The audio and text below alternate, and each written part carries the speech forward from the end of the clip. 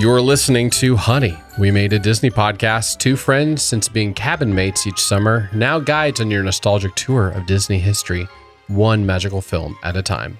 I'm JB Waggoner. And I'm Eddie Ferguson. And on today's episode, we try to remember all the different names for one princess as we review Sleeping Beauty. So fasten that safety restraint and pull up on the yellow strap. It's time to open the vault. Cue that Disney sound effect.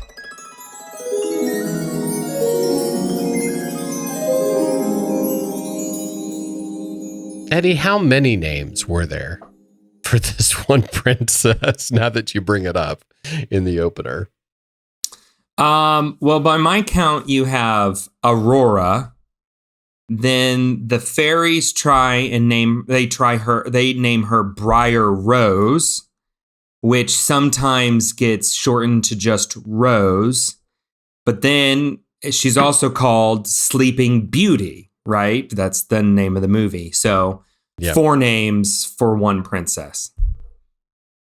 How did we get here? This is a little, it's like she had her cover name, then her like legendary name, and then her cover name, but shortened name. Like, what are we doing here? This is a little much for one person. Well, and this is anecdotal, but I know there's been like many times over the years, like, even like in the parks with family, and she'll walk by and everybody will be like, oh, it's Sleeping Beauty. What's her name again? And then somebody's like, it's Aurora. Oh yeah. Oh yeah. I think that's what happens when you're not when you're one of the canon of like the princesses that everybody thinks about, but they're not like a part of the narrative all the time. Like we know Cinderella's like story, we know, and her White. And in the name, she's like one of the classic princesses, but her name is not in the title of the film. So that's where it gets a little difficult to remember. Well, and I think you hit on something interesting here, that the movie's titled Sleeping Beauty, but the narrative is not always centered on her, like it is with any other princess movie, right? Take the princess movie. Belle is in almost every scene of Beauty and the Beast. Cinderella, Mulan, Tiana is in almost every scene of Princess and the Frog. Like it just boom, it's there. This was interesting to me because there are large segments. I didn't take the time to like count out the different runtimes and different. I don't have that much time on my hands. But yeah, there's huge chunks where like she's not in this. Yeah, we follow a lot of the fairy godmothers for a long time or whatever. No, just fairies.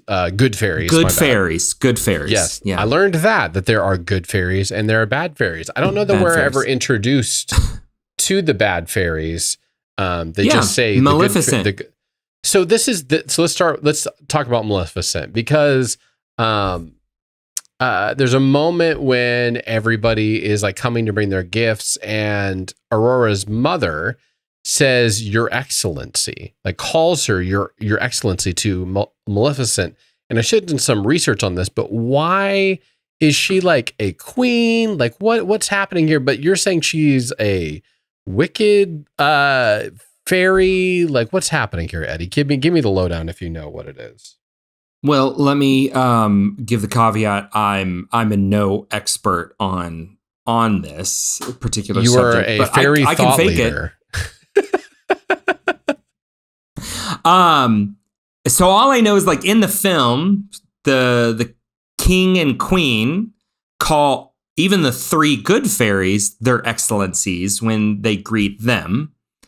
Oh. And they call themselves good fairies. And then somebody calls Maleficent the bad fairy or the evil fairy when she comes in, when she appears there at the beginning. Oh, okay. So the fairies were always referred to as your excellencies, and the royalty were always referred to as your majesties. The particular etymology behind all of those words, I do not know. Okay, so she's a fairy. She's a Yes. bad fairy, something like that. It was just interesting to hear them say Your Excellency, but you're right. If I missed that part where they called them to the other fairies as well. So that's where I got thrown off. I'm like, is she a queen? What's happening? My understanding, I don't know the original fairy tale super well, but my understanding is that it had like well over a dozen different fairies in it. That there was, this world was quite populated with all different types of fairies. And Disney chose to simplify it with 3 good fairies, 1 evil fairy. Okay, well then there you go. This has been the podcast, and thank you for listening, because we've just given you the deep dive into this Disney fairies. Disney what type of fairies? Yeah, no. I would say iconically, like the image of her is one of the best villains. Just like look, feel, tone, the horns. The colors got to have the green and purple in there, because if they're not purple, you don't know that they're a bad guy. Green or purple. It is like very striking symbol. Yeah. Okay, let's play this thought experiment. Up until this point, we've watched every Disney movie up until this point. Is there a more iconic Disney villain? Is like she the beginning? Or like, are you saying like, are you saying the look, feel? Because that's where I was leaning on, like the look. So for me, when we say iconic, I would kind of put, it needs all of those layers. The look, the even the, how would I say this, like the presentation, or just her actions, like how she drives how the villain drives the story. I mean, you look back, I don't know if we've really had, I mean, the evil queen. Yeah, let's say, the evil queen from Snow White. Oh, she would be up there 100%. Sure, for sure. But outside they're almost of like that, cousins. They're almost like cousins. Yeah. The two of them. Okay, we've had the evil queen. We've had Hook and Peter Pan. I think Hook and Peter Pan would go into that category. Yeah, definitely. And wicked then stepmother, the third would be here. The wicked stepmother in Cinderella. But she's mostly just old. Well, she's the same voice actress. She's ruthless. She's it is. Mm-hmm. Well, there you go. As Maleficent. I think that the ruthlessness of that character in Cinderella, like, I think I actually am more I don't know, afraid isn't the right word, because obviously the other one had like Maleficent. Well, we all know that powers. One of those characters, right? I think the stepmother from Cinderella puts chills down our spine, because we all know one of those people in our lives. It feels real. Like it feels like, oh, everyone has somebody or knows somebody like this. Yeah. Maleficent is different because we don't know too many people who transform into dragons. So there, I'll give you, I'll give you that. And obviously she's evil. Like, she's more like overtly evil, and like she's the typical baddie of like awful, do magic powers, put spells on people, can transform into big creatures. Of course, they're going to be bad. But like, I don't know. There's something like very ruthless about the wicked stepmother. Like the stepmother. Sure. I don't know what it is that like unnerves me more, because she's doing all of this without otherworldly power. And then the other one's like, it's not like she's cheating, but she definitely has the look going, the very intense, like the wardrobe is crow, the staff, the horns, all of it. Now, wicked stepmother, she's got Lucifer. So this is true. You could say they're kind of two peas in a pod. I guess. Well, yes, we can make that argument easily, just solely based off of the voice actress. Like, the voice is haunting. It's such a great. I mean, that lady is phenomenal. I guess what I'm trying to reach for here, and I'm developing my thoughts as I speak aloud. So forgive me. she seems to be like a very just a iconic villain. They use Maleficent, especially Maleficent the dragon, in like Phantasmic at Disneyland and Disney World. Like that's a huge sequence of that show. And I guess I'm skipping ahead here a little bit to where do we see this in the parks, but you also, there's like the main daytime parade at Walt Disney World has like a moving Maleficent dragon that breathes fire in the middle of the parade. I don't know, like there's just something. I don't, maybe one day we'll do like a rank our villains, but she just kind of seems to have such a stronger villainous look than any of our previous ones. I would totally agree with you. Powers, look, sure, dragon, like all of that. I would definitely put breathing, her up there. Fire, yeah, all of this is huge. And I think what we're getting at here, maybe this leads to the other thing that I think most people will say when they stop and think about Sleeping Beauty, and that is the art direction. Like we're talking about the look of Maleficent. Really, we got to step back and look at the look, the overall art direction of the entire film. It is distinct in the entire Disney catalog. It is very, very different. They specifically did that because they knew this was now their third princess movie. Walt kept pushing them and saying, this has got to be different. We need to do something different. We can't, repeat things that we've done in the past. And so one of the things they did is the art director of this film, whose name is Edmund Earl, he went after a very strong tapestry-like art style that would be kind of a pre-Renaissance European art style. So you can kind of see that it's very sharp in its focus. It's very symmetrical, very geometric, striking color contrast throughout the whole film. And then I think that's also reinforced. The composer, George Burns, who's done a lot of Disney movies. He's very much a classic Disney composer. Based a lot of this off of Tchaikovsky and trying to give it a little bit more of a strong European kind of feel to it. And for me, I think that's what I walk away from this film. Like so many of these scenes, like there's so many moments in this film where I could pause it, print that scene, and hang it up on the wall. I mean, it is just incredible art. Incredible art. So I asked my wife before starting this, got her opinion. Hey, was this one of your favorite films growing up? Like, how did you rank Sleeping Beauty alongside of the other classic Disney films? And she said that she wasn't overly, she didn't love this film growing up. It wasn't one of her favorites, but art direction was a big piece of it, that this is classic. This is like the style that Disney became known for. You can trace back specifically to Sleeping Beauty.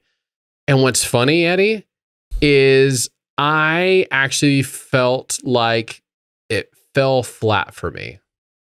The art direction. And the art direction. And I think it might have been specifically more having to do with the landscapes and the movement.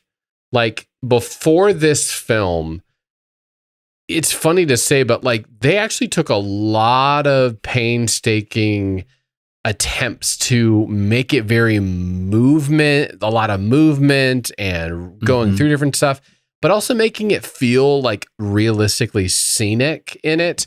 I'm thinking of the shot, and I can't remember if it's Snow White or what, where they're like going, or maybe it's Pinocchio, but they're like going through this castle and kind of flowing from one window to another.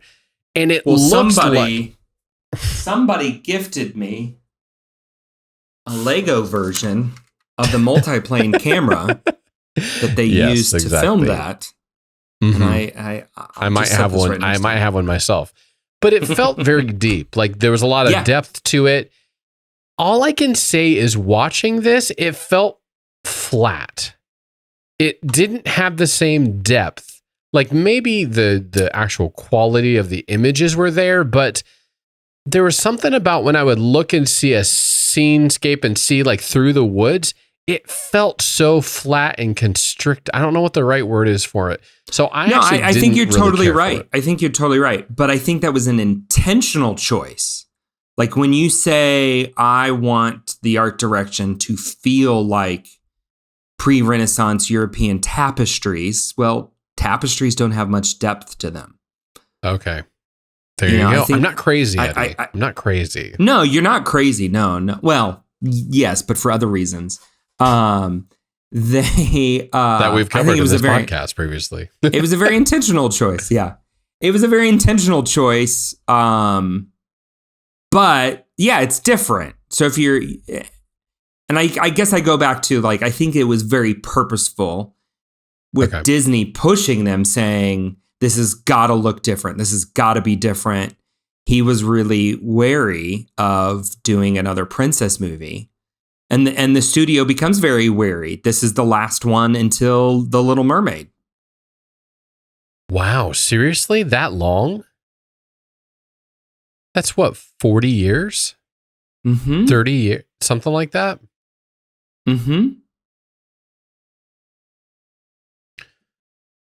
And then it started. Unless you count, Maid Marian in Robin Hood. But yeah, no, this is the last one. Because it doesn't do that great in the box office. In the initial box office run, they lose a ton of money. Interesting. That's why I was just looking up to see how it kind of did at the box office. It still was the second most successful film in 1959.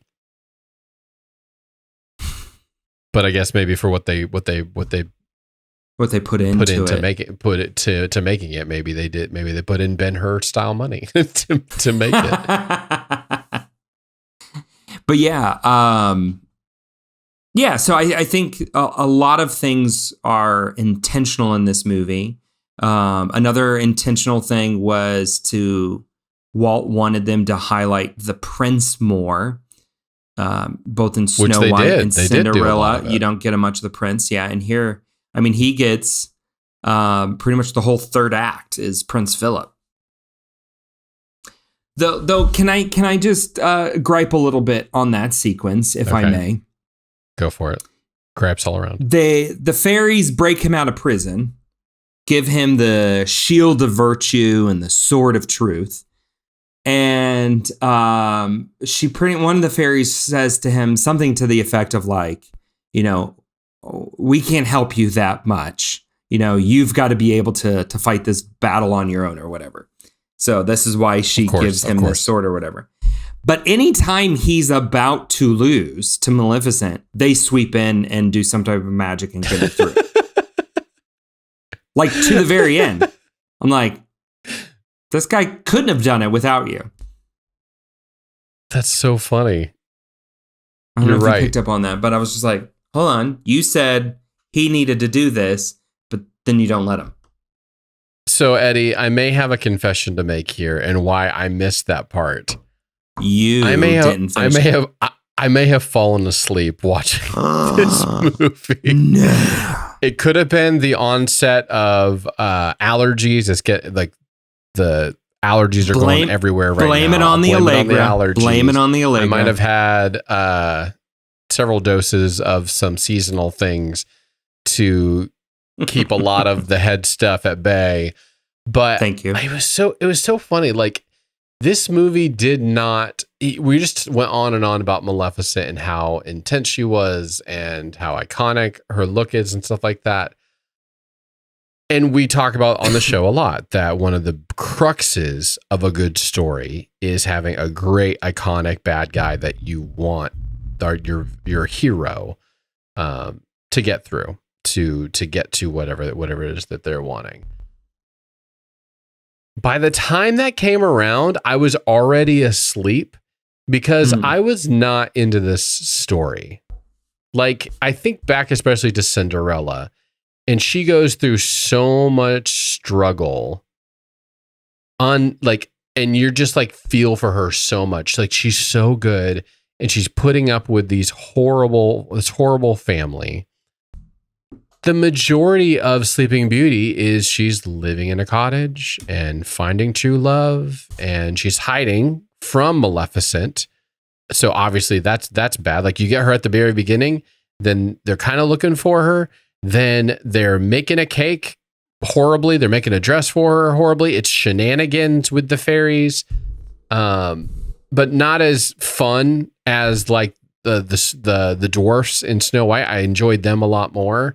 Mm-hmm. Then they're falling in love for what they think are other people. Then they're being forced to marry people, and they don't know, but they haven't seen each other. Which if they saw each other, then they'd immediately know, hey, this is the person that I fell in love with. You've got the king, who's basically a ripoff of the king from Cinderella. That whole conversation is like, I've already seen this before. This is basically him and his assistant in the previous in Cinderella. And then eventually she's like on her way, about to get there, and then it's like, oh, wrong, went down the side door, pricked my finger. Oh, now I'm asleep. Now this sends us into a whole nother thing. It's just like, I don't know what it was, but I was not compelled by any of the characters other than Maleficent.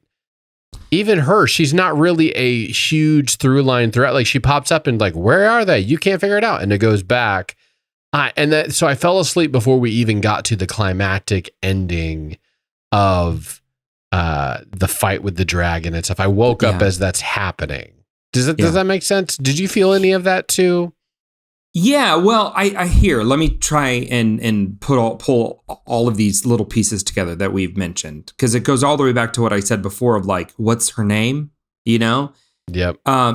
As much as we talk about here about a good story needs a good antagonist, your story also needs a good protagonist. You got to have both. You got to have both. Who's the protagonist of this movie? You can't say that it's Sleeping Beauty. She's not in it enough. She's sleeping through a lot of it. Right?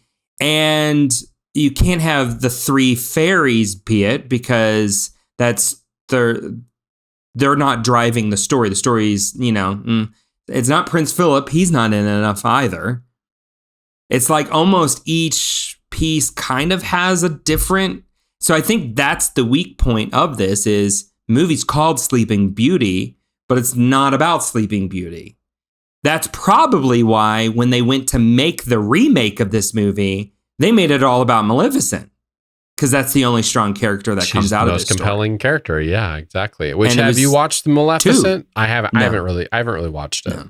No, there's two. Right, they ended up doing two. So it's like an anti-hero. So it's an anti-hero film. The new ones, right? Yeah.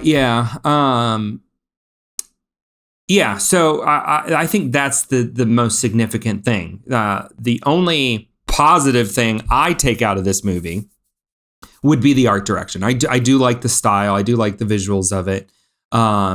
It doesn't do anything for the story, though. And I don't think the story is strong enough to even compel that art direction, right? I think it's just purely, like I said, pause. Wow, print that out and put that up in a frame. Like, that's beautiful. That's really great artwork. But solely on its merits as a good painting, not on its good storytelling, or it helps move the characters along in any way. None of that. It doesn't do anything there for me, if that makes sense. So I think that's the weak point. Who does do it for me though? That drunk minstrel. The drunk minstrel. Super captivating. I remember every moment from him. I'm like, what is going on with this dude? And then he drinks more and more and more. And then he's like sitting underneath the table. I'm like, this guy's engaging. This guy's intriguing. I wonder what. That's some first year animator who they're like, we don't trust you with anything. Here, go animate this side character. And he's like, I'm gonna animate the living daylights out of this character. Steal the show. He stole those scenes.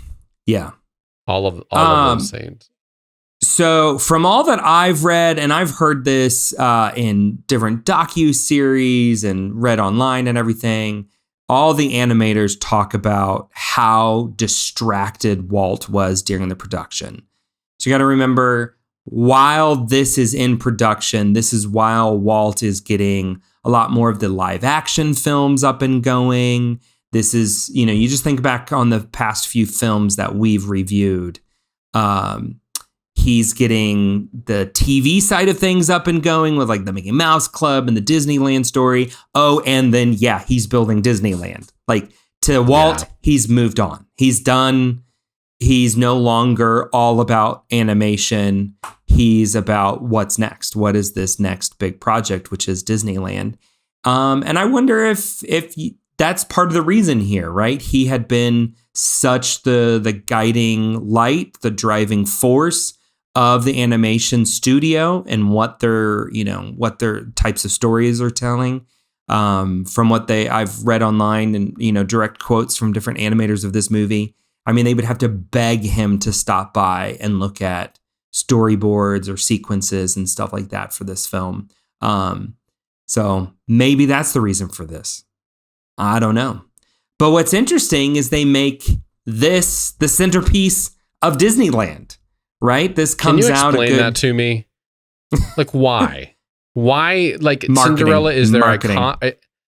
Just to. I mean, this isn't the first time. This isn't the last time that they built something crazy or bought a franchise or whatever just to market a film off of. This is not the first one, but it's just so funny that they make this iconic park that's going to change the way that people do parks forever. And they put Sleeping Beauty's castle here, not Cinderella's castle, which feels so silly. But yeah, well, I mean, they chose Cinderella's for the Disney World, for Magic Kingdom at Disney World. So that castle is Cinderella, which makes a lot more sense. You're right. But yeah, it was a pure marketing decision where, hey, this is in production. We know it's going to come out shortly after. It ends up coming out like a good 1.5, 2 years after Disneyland opens. So when people go to the park, they're confused.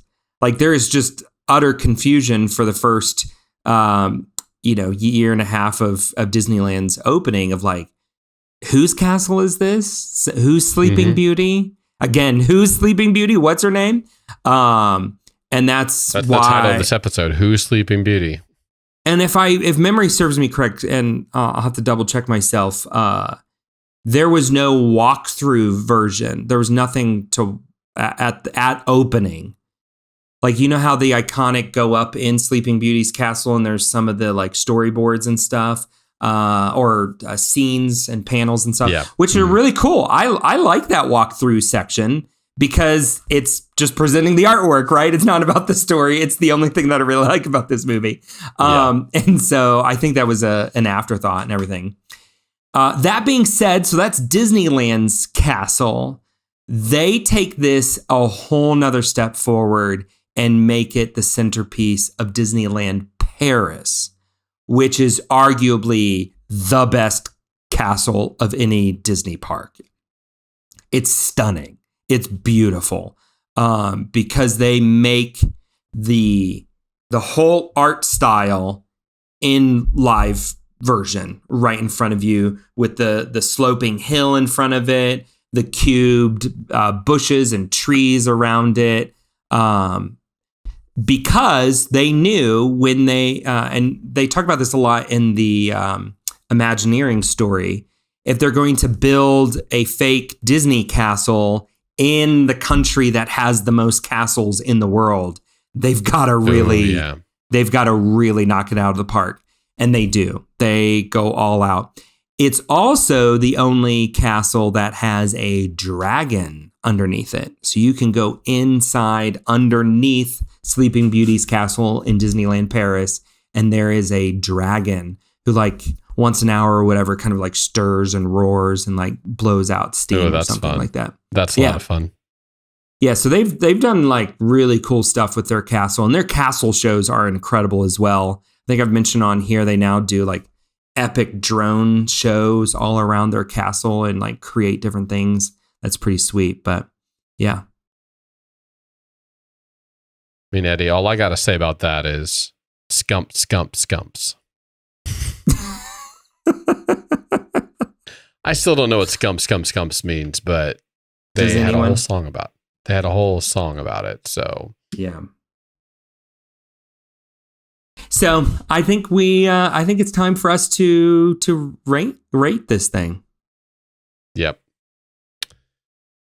Well, Eddie, it's really hard to take a film that is super iconic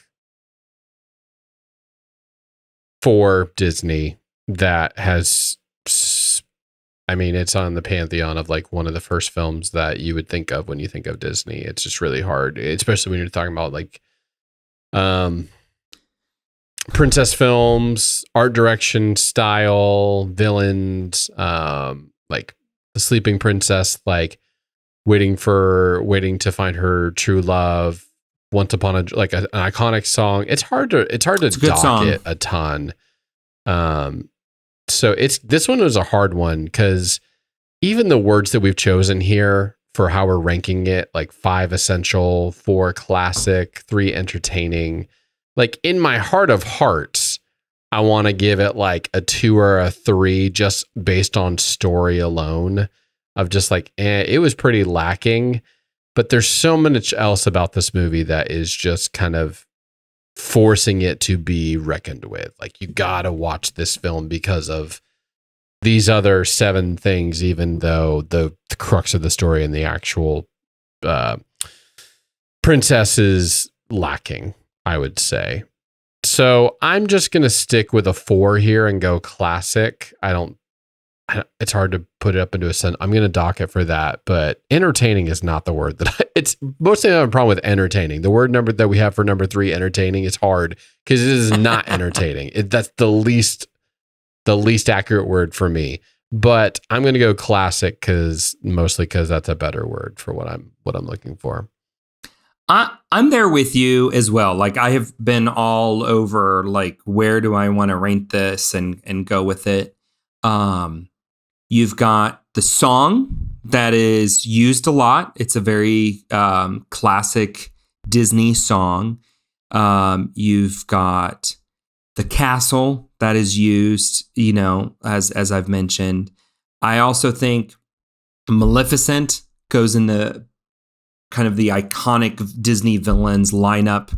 Many would actually almost like make her like the leader sometimes of that. And then there's 2 visual sequences that I think get thrown into a lot of the highlight reel. I keep going back to that. Like, what are these kind of like highlight reel moments from classic Disney movies? The dress sequence with the 2 fairies changing, that gets referenced in Once Upon a Studio, right? The film that the little short that celebrates 100 years of animation, that little moment gets like a huge call out in that short, just to show you how iconic of a scene that is. And then Prince Philip fighting Maleficent and like him holding the shield up and her breathing fire down on it. That little moment is, it's like in everything Disney. It's just such a a very memorable animation sequence. So I'm going to agree with you right across the board and give this a 4 classic. It definitely is lacking in its storytelling, but it's one of those things where it's a classic Disney film. Everybody needs to see it at least once. Okay, well, now that you are filled up on some nostalgia, let's talk about a little bit of Disney news, and none bigger right now, Eddie, at least in our families and in all of Facebook and Instagram right now, than Bluey. Since the time that we last gave you guys an episode, there has been one thing after another, 3 straight drops that are super intense. Just one hit after another. Let's go on this emotional roller coaster together here. We first watch Ghost Basket, which is now like epic in my house. My kids won't stop asking to watch Ghost Basket. And you get that final scene where they zoom out on the house and there's a for sale sign in the yard. And that just ignites the internet. I think the internet lost its mind. I'm curious how many millennial parents didn't go into work the next morning because they were so concerned and distraught over, is Bluey about to end? Right? That is the conclusion that everybody jumped to. And I'm not exaggerating this. Like, there were people losing it that they thought, this is it. This is how Bluey's going to go out. To which I would say, I heard that wasn't my immediate thought when I watched it. Like, oh, this is the end of Bluey. But once I heard people reacting that way, I thought, hey, if that is cool, like, I want shows to go out strong and hard and purposeful. Don't drag out the death, right? I don't remember if there was a press release or what, yes. But I was under the assumption that, or I thought they had said it out loud, but maybe I just filled in the gaps myself. But I thought, okay, we're going to get this special just random episode. Then we're going to get the 20-minute longer or 40, I forget how long the last one is, longer like episode. Yeah, which is like teasing, hey, maybe we do a feature film down the road, whatever. But they started like giving all the signals like this was it. This was going to be done. We're wrapping up Bluey. I don't know if we inferred that or they said that or rumors said that, but the moment that they pull back and they show the sign on the house saying for sale, I was like, oh, this is it. This next episode, we're gonna see all the characters, and then we're going out all together in a blaze of glory, and it's going to be traumatic. My kids aren't ready for it. I'm not ready for it. My wife surely isn't ready for this yet. You're like scrolling. Where was that coupon code for BetterHelp? I'm going to need this. Exactly. Oh no, I got all the coupon codes for BetterHelp ready to go. So. Well, I mean, it sparked so much that like the creators and the producers and everything of the show like had to come out and like huge press release, like, no, yes. This is not the end. We are in the works for another season. You know, like hold your horses, everybody. So Eddie, this is my conspiracy theory. I think they were ready to hang it up. I think they creators and the minds behind it, the team, the actors and all that, they were all ready to be done. And I think they started making this to be done. There's a lot of elements inside these last two that's like, y'all actually created a really emotional moment to end this thing on. Yeah. Had it been ended a different way. And I think someone came in and was like, do you guys understand how much we are making off of this show? You cannot end this show. Also, the fans will kill you if you do this. And I think they were like, oh, well, we already started working on these last two episodes. I guess we'll go ahead and keep it. And then they rewrote it and then had the final two episodes. But that's my own conspiracy theory. I have no evidence, but it just seems like it. But Ed, you want to talk about the longer episode? Well, special long episode. I just want to agree with everything that you just said. Bluey has made over $2.5 billion worldwide. This is Frozen level. Like this, I'm mind blown that Disney hasn't like given them whatever they want to get theme park rights here. Like, can you imagine all they have to do? Because there's already a theme park. There's already a theme park in Australia for this. But now there's a theme park with Bluey in Australia. Send me links. I need to see this. But all I got to say is like, you don't even have to do much. You get Bluey's World, Eddie. Okay, we're going. In Brisbane, Queensland, Australia. I don't even need an excuse to visit Australia again, but this just gave me it. all they need is 4 equity actors in, a Bandit, Chili, Bluey, and Bingo suit. You play the dance mode album that my kids beg me to play on an hourly basis.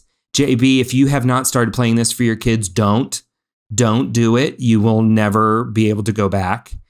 But all they got to do is play that, get those characters out there moving around a little bit, and people will lose their minds. They will sell out this will be the biggest thing that's ever happened to a Disney park since Disneyland opened. Just put a plush stand at the end and they're going to make another $2 billion. Why has not more happened here? All there's been is that live show that toured around for half a summer. They got to do more there. There's just so much to be had. You asked about the second episode, to which my kids refer to as the Bluey movie. Can we watch the Bluey movie They again? call it the Bluey. That's hilarious. I've never cried harder at any other Bluey episode. And mainly because it felt very strike home personal for Sarah and I. We moved away from, friends and family to go pursue something.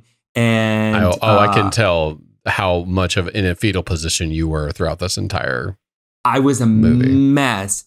And I thought I was holding it in. When you're feeling something, you're like, I got it though. I'm holding it in. And then somebody asked me something. Lewis asked me something.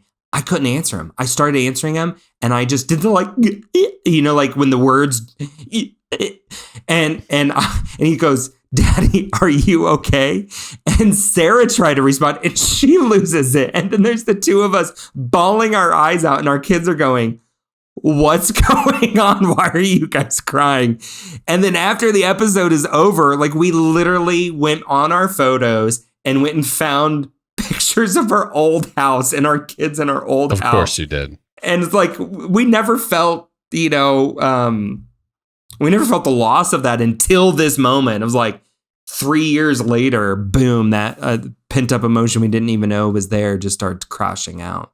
And little did we know that started arguably one of the most emotional weeks in our lives. So what's funny is we felt all those emotions, a lot of those emotions watching that longer episode. But what was funny was by the end of it, I went and just thought, what was the point of all of this? You send us down this rabbit trail of, oh no, they're going to end the show. Yeah. But then they prematurely say, no, the show's not ending. Don't worry, there's more to come. Then they sell the home. Then and they've moved on from the home. And then the last minute, they're able to get out of their contract on the home, which they're moved out. They're completely moved out of this home. I don't know, where were they going? Did they have another home set up? What's the domino effect of one home being almost to the end of closing, and then the person had a job. He had a new job. Did he lose his old job? There's a lot of logistics here that don't quite add up. But it's they set us to this moment of just they're moving on from this home, and then they just in one batch go, oh, well, they want to buy a different home. So looks like they can just tear it up and move on, and everybody's back in. Oh, let's just forget we do that. And then in the other, the secret episode, the surprise episode that then comes after this, then when she makes that comment, remember when Dad almost sold this home? I'm like, that's it? Is that what this is now? That's all this is now? I don't know. I felt slightly odd when it was done. I was like, what did we just experience here? Did we gain anything from this? What was the point of all of this charades of special episodes? And it's really a story told in 3 parts. I don't know what I felt at the end of this. The experience of watching it was super emotional, but at the end I'm like, seriously? And you're For all what? just going to go back like it didn't happen? Like you didn't just take us to this precipice and then leave us there? What is happening? Well, as you just mentioned, there was a surprise episode that nobody knew was coming. It dropped Sunday night. My question after the end of the surprise episode was, is this show going to now be about Bluey and her kids? Like, it ends in the future? Is that where we're going? Or because I'm thinking also the logistics of it. You've got two small children actors. Nobody knows who they are because they've protected their identity. I think they're adult. I think they're adult actors that they've voiced that are doing the girls. Because it's been years. No, they've said years. They've said these are two children actors and they are protecting their identity so that they don't become famous on, or like their childhood doesn't get spoiled on this. Is it seriously? Because normally they just get like adult actresses and actors to voice down their. That their would make a voice or lot of voice sense pitch because up. they've stayed consistent over a longer period of time. Yeah. They have. I don't know. I do like your theory. I would agree with you. I would theory. agree with you. As much as I felt it in the moment, like the logical adult in me comes back around and goes, wait, why did we do all of this? What was the point of What was the point? Messing with all of our emotions, knowing that they were just going to keep the house and continue on? Here's I the thing. hadn't thought about that though. We're still going to keep buying, Bluey crap and watching Bluey. So Oh yeah. They win. They do win. That's what happens in all this. And they got to test out a bigger movie story. Can they work? There it is. And that's what it was. Eventually we're going to be in theaters watching Bluey. Just saying. I want to go to this Bluey's world. It's not out yet, Eddie. I was wrong. It's not real yet. They're building it in Brisbane. In 2024. Okay. To this year. Experience a day in the life of the Healer family for real life. What? Real life. They've gotta, yeah. We can be looking at that later. We've got some other Disney news, random things to bring up to you. Another random Disney exec leaves after being at the company for 20 years. This has kind of been something that's been happening quite a lot over the past few months. This time it is the chief technology officer who's been there for over 20 years, which as a Disney fan, I would say great, because your technology stinks. Like your apps and your websites crash all the time, especially for being Disney. So let's get a new guy in there. Opportunity for growth. Another big thing that has stirred up quite the bit of controversy for the Disney Parks fans, and everybody's trying to figure what's going on. They have the DAS system, which is the Disability Access System, has been greatly overhauled. What Disney discovered is it was being abused a lot. Like 80% of the people using it had no disability whatsoever. And it was causing quite a lot of issues with all of their other lines and queue systems and everything. So it's like this big ordeal. There's several other steps. A third party now has to verify your disability several days in advance before you come if you want access to that system. So most people are like praising it. And of course, there's a few who are barking about it. But yeah, this was like a really big thing that most people went, okay, it's about time, because they've seen how bad it's been abused. You've got some stuff to report on. Couple reports, live reports from me. Eddie, breaking you've been news, begging me to watch Percy Jackson. I wouldn't say begging. I wouldn't say begging. Strongly encouraging. You were very strongly hinting you're gonna love this. This is the best thing that's ever happened. I never on said Disney that. Plus. I never said that. You're an I idiot for never not said that. watching this. Like, I what are you never doing said- with your life? None of these words were ever How do you call spoken. yourself a Disney fan? So I put it on, and me and my wife watched, started it about a month ago. I think I've been waiting a month to tell you about this, partially because we've had on, off again time.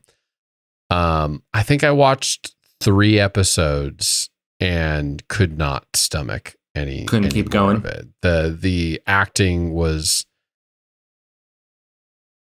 atrocious. It was hard to watch. It was exactly Disney young adult, not young adult, Disney preteen. It was exactly that level of storytelling, action, graphics. This should have been on Disney Channel or on Freeform. I think that's probably the right channel for this.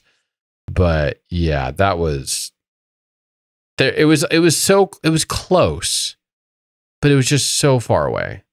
It never reached it for me. So I don't know if you wanted to follow it up with like your really deep thoughts about Percy Jackson and why you loved it so much and put it on your Mount Rushmore of favorite shows ever. But here you go again. You always are the superfluous one of this friendship. Nothing further from the truth. I was very cautious in how I spoke about this show. I want to remind you of how I actually did speak about this show. I said this was very much like a TV show that you would have found on the Disney Channel. I don't know if I made reference to Freeform, but yeah, like it definitely is like lower budget. But I think this is what you need to make Disney Plus more successful. Is you need you can't spend $200 million on a show, on every show. Otherwise, we're not going to get anything. And this was intended for young adult audiences, and that's what Disney Plus was lacking. And it worked. Like, it drew really strong numbers. They're going to do another season of it. And I think for me, the top of the fan club. I'll watch it first in the fan club. I'm intrigued by the story. Like, I've always, ever since reading the Odyssey in high school, I've enjoyed a bit of Greek mythology here and there. So I think for me, the concept and the story is what drives me through it more than anything. But I would agree with you. There's some arduous acting in this. Yeah, a few of the special effects are lackluster. But I think this is, if you want a strong streaming service to like be like Netflix, like you think through some of the content that's on Netflix, they got a little bit of everything on there, all different quality ranges and levels. And I think this is what, if Disney Plus wants to stick around for the long haul and become a true Netflix challenger, these are the types of things they need to get moving on. I wish you would have put that caveat when you told me. I did. Saying, Go back and watch the episodes, everybody. If I'd heard you say the show is a great business decision for Disney, I would never have even queued this thing up. I sold this to you much less than what you sold Miss Marvel to me. You will never live that one down. I don't know. This might have been your Miss Marvel. I'm just saying. I didn't even push you that hard. Obviously, it took you long enough to get around to it because I didn't push you that hard. Or maybe I'm just obstinate and just did not want to follow the crowd. But one thing I did follow the crowd. You and I both are very guilty on that. One thing I did follow the crowd on is I had to locate a Walmart recently that still had stock of a brand new item that has just come out to your local stores here in America, which is their brand. True Moo brought blue milk to the States just in time for May the 4th. And I was afraid that there wasn't going to be any left. And actually a bunch of stores either never got any or were already sold out of it. I think it was actually, they just didn't put it everywhere. But I went and we drove several extra miles to go get some, because I was intrigued because it looks just like milk, like the box and everything. And if you've gone to Galaxy's Edge, you know that they have, they have blue milk there, but it is more like a slushy. It's more like, it's not really milk. It's more like a slushy kind of a texture and feel. So we've both been to Galaxy's Edge. They've got blue milk. They've got green milk, which that's from that weird scene in that one movie we don't really want to talk about. So let's just act like that one's not really in Star Wars canon. The blue milk. Did you like it in Galaxy's Edge? I did. I actually liked it. It was fruity. It was more. Because if it was just milk, don't really love milk that much. But so walking around drinking milk, I was more doing it just for the fun of it. But yeah, the blue milk in Disneyland, in Galaxy's Edge, is actually somewhat fun and nice and tasty. So I was wondering what this was going to be. So I didn't bring any with me. If I should have been more dramatic, and you could have watched this on YouTube, me drinking it in front of you and giving you the live and thing. Have the blue milk mustache. Of course. Shocker. It's milk. It's milk that is slightly thicker, little thicker on it. Not like gross thick, but just like, and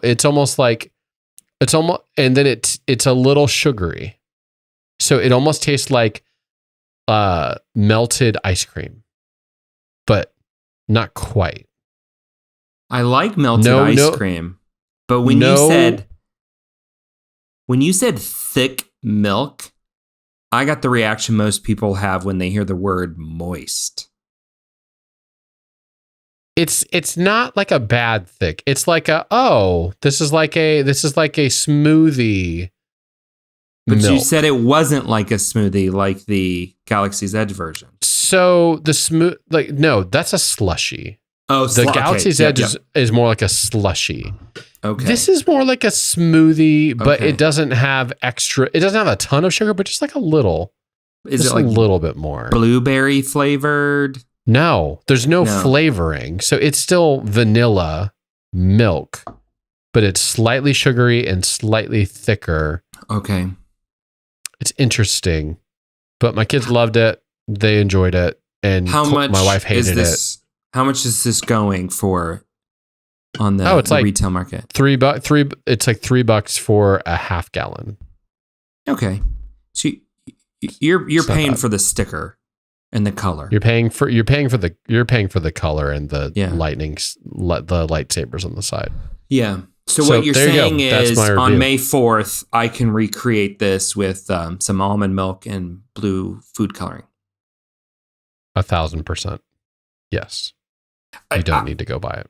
I hadn't thought about doing that, but that sounds like fun to celebrate May 4th by making some blue milk and, I don't know, lightsaber pancakes or something. There's a lot of Pinterest boards out there with some really interesting stuff. Oh, I know. Ideas. We pulled off an epic 5-year-old's Star Wars birthday party. And I actually made a paper mache Millennium Falcon because he said he wanted a Millennium Falcon that he could fly around.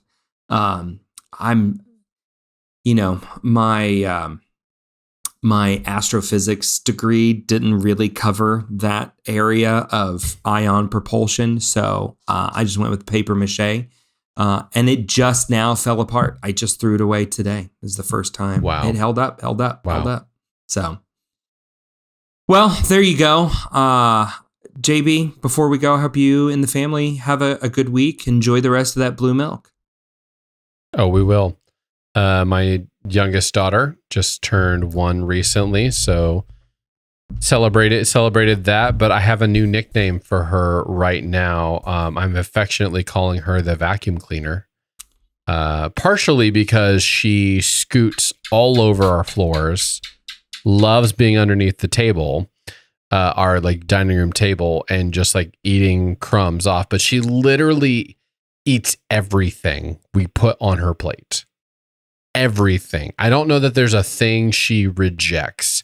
She will literally eat all the different types of baby food, all the different types of pouches, all of and I know as I'm saying this, tomorrow she's gonna suddenly decide to not want to eat anything. But my wife has been dying to have a child that would be a foodie like she is, and we have high hopes because my other two kids are more like me and they're super picky and barely eat anything that's not candy. My youngest daughter, I just started calling her the vacuum cleaner because she would just like everything, just eating it all. Doesn't matter what type of food it is. She loves all of it. And I'm just wondering how long this is going to last before she's going to start getting picky, but she hasn't yet. And this feels like it's gone on longer than the other kids. They started getting more specific about food, but we'll see. We'll see how long that lasts. The boys are our picky ones. Eileen is our vacuum cleaner. We call her the garbage disposal because she eats it all. So I hope that for you. And your palate has, give yourself some credit. Your palate has expanded a little bit. You tried Spam that one time and kind of enjoyed it. I loved it. It was so good for what we needed it for on the road. It was great.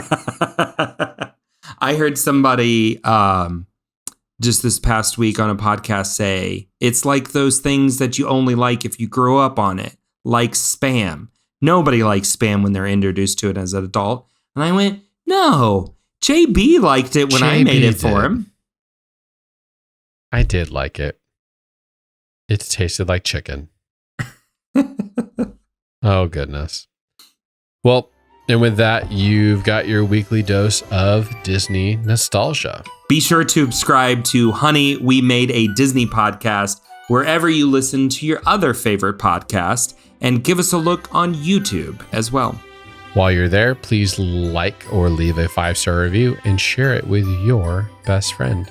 You can also check us out at honeywemade.com, where you can see all of our nostalgic reviews of other Disney movies.